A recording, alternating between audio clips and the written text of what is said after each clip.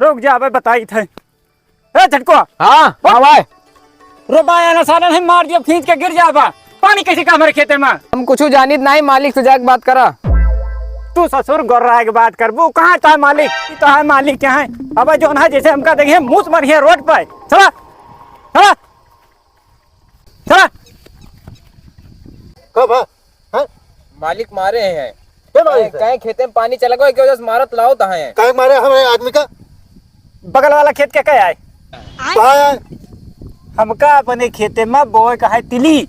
और ये ससुर रात भर पानी लगाए रहे, हमारा आधा खेत भट डाया है। अब बताओ तिली क्या खेते में बोई?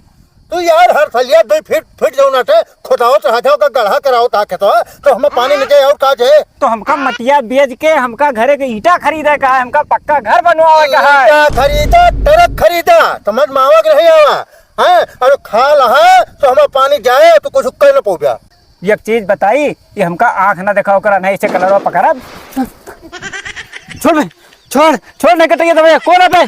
छोड़ छोड़। काका काका की आई, काका की आई। बॉडी गार्ड आता है। काका पहले छोड़ो बात करी। छोड़ दिया। पुल्ली ढील है ये, हमें हाथ लगाओ मतलब है पुल्ली ढील। जो रुआब में होता है चिवटवन के नहीं टांग उठाए ऐसे डांड उठाए जो चलत है ना, ढील है ये। अब मैं बात करा। अब हम जाते हैं घरे बंदूक लेके ऊपर। शाबाश बेटा।